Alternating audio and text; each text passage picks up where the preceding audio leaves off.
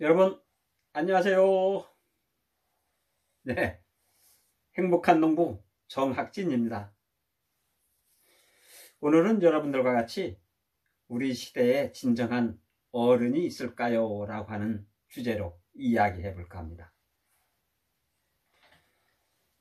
마음 공부를 하면서 왜 어른 이야기냐라고 이렇게 이야기할지 모르겠습니다. 그러나 마음 공부의 과정은 어른이 되는 과정이 아닌가 이렇게 생각을 하고요. 오늘 이야기해 볼까 합니다. 우리는 흔히 어른 하면은 몇 살부터 어른이라고 할까요? 글쎄요. 우리 달력에 보면은 성인의 날이 있죠. 성인식을 했다고 다 어른일까요? 물론 어른이 될 수도 있고 아니 될 수도 있습니다. 요즘 투표 18살부터 하죠. 하여튼 자기 일에 책임을 질 수 있는 어떤 그런 어른이 판단의 기준이 됐다라고 하는 그런 법적 기준은 될 수 있겠습니다만 모르겠습니다. 18, 19이 됐다고 해서 어른이 됐다라고 볼 수만은 없는 것 같아요. 그래서 저는 어른에 대한 사전적 의미는 뭐가 있는지 한번 찾아봤습니다. 그랬더니 말이죠. 어른하고 이렇게 찾아봤더니 다 큰 사람이다. 물론 다 큰 사람이죠. 어른 다 큰 사람이다. 또 다 자라서 자기 일에 책임을 질 수 있는 사람이다. 그렇죠? 어른 하면은 자기 일에 책임을 질 수가 있겠죠. 또 나이나 지위 그리고 학렬이 높은 사람이 어른이다. 나이 많다고 어른일까요? 또 지위가 높다고 어른이 될까요? 글쎄 또 좀 의아하지 않을 수가 없습니다. 학렬이 높다고요? 나이 어려도 학렬이 높은 사람이 있죠. 그리고 세 번째로 결혼한 사람. 결혼을 하면은 한 가정을 이끌어야 하기 때문에 어른이다 라고 이렇게 봐주는 겁니다. 여기서 우리가 다 아는 사실이지만은 공자님의 말씀을 인용하지 않을 수가 없습니다.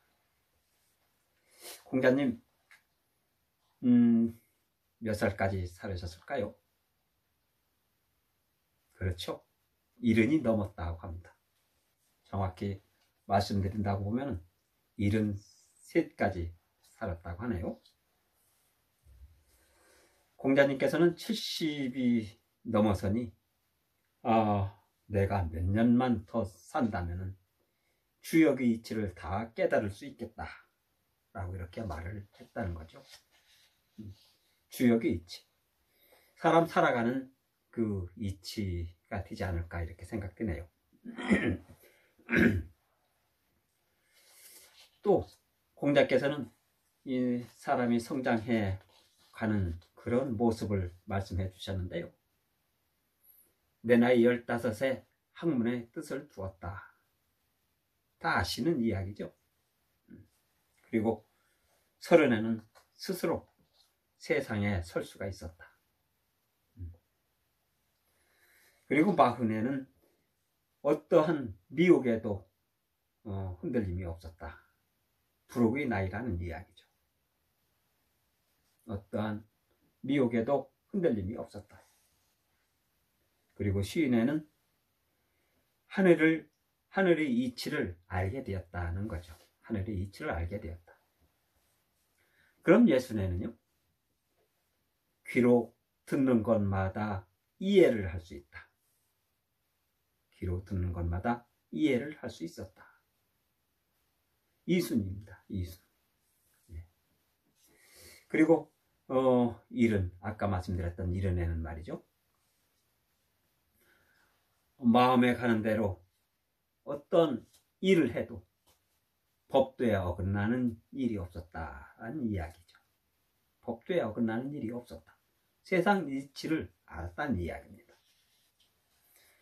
물론 세상 사람 다 이러한 깨달음, 이러한 잣대를 놓을 수는 없습니다.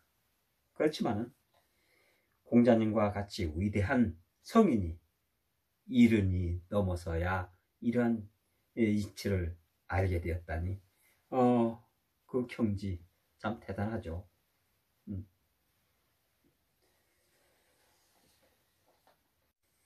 저의 경우 자식이 성장하고 제 나이 60줄에 와 닿으니 조금은 이해할 것 같더라고요. 부모라면 말이죠. 누구나 자식이 성공을 바라지 않는 사람이 없지 않습니까? 내가 가지고 있는 모든 것을 쏟아 붓는다고 해도 아마 뭐라고 할 사람은 없을 겁니다. 그렇지만 해서는 안 될 일, 선을 그어 놓아야 된다는 거죠. 그 선이 법의 테두리가 됐든 남의 눈치가 됐든 내 자신의 양심의 소리이어야 한다는 거죠.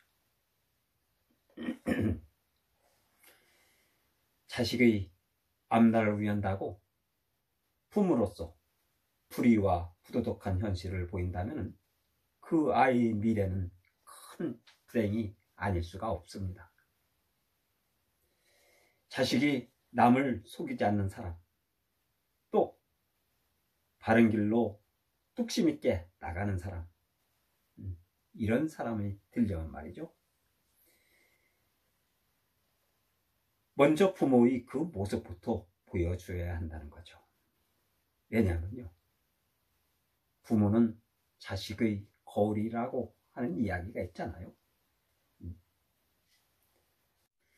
여기서 말이죠, 다산 정약용 선생의 이야기를 하지 않을 수가 없습니다. 다산께서는 말이죠, 폐족이 되어 귀양살이를 하면서 두 아들에게 보낸 편지가 있습니다. 그 편지 내용 일부를 소개해 드릴까 합니다. 집에 책이 없느냐? 집에 책이 없느냐? 또 너희들 재주가 없느냐? 눈과 귀가 총명하지 않느냐? 어째서 너희들은 자포자기를 하려는 게냐? 폐족은 다만 벼슬을 하는데 거리낌이 있는 것 뿐이지 폐족으로 성인이 된다거나 또 문장가가 되는 거에는 아무런 문제가 없다. 십견이 트인 선비가 되는데도 아무런 문제가 없다는 이야기입니다. 오히려 과거 시험에 얽매이지 않을 수도 있고 또 가난함과 혼경함을 통해서 오히려 심지를 단련할 수가 있다는 거죠. 이러한 내용을 편지를 보냈다는 겁니다. 이처럼 어른이라고 하면 말이죠, 바로 성공보다는 소중한 것을 찾아주어야 한다는 거죠. 진정한 삶의 가치와 의미를 말입니다. 이는 말이 아닌 몸으로 보여주고 또 이를 통해서 몸과 마음에 새겨줘야 된다고 생각합니다. 예를 들어 말이죠, 예를 들어 법인카드라고 자기 마음대로 쓸 수 있습니까? 쓰면 안 되죠. 또 지위가 높다고 해서 갑질을 한다든가 또 사회적 무리를 일으켜서 감옥 생활을 했다든가 이성의 문제로 사회적 무리를 일으켰다고 보면은 아무리 나이가 많고 지위가 높다 한들 어른이라고 볼 수 있습니까? 볼 수가 없죠. 그렇습니다. 이처럼 어른이라고 하면 말이죠, 사소한 것부터 상식에 어긋나지 않는 사람을 진정한 어른이라고 볼 수 있습니까? 어떻습니까, 여러분? 제 말씀에 동의하십니까? 예. 오늘 말씀은 여기까지 마치도록 하고요. 여러분 늘 건강하시고요. 예, 행복하세요. 예, 지금까지 경청해 주셔서 고맙습니다. 감사합니다.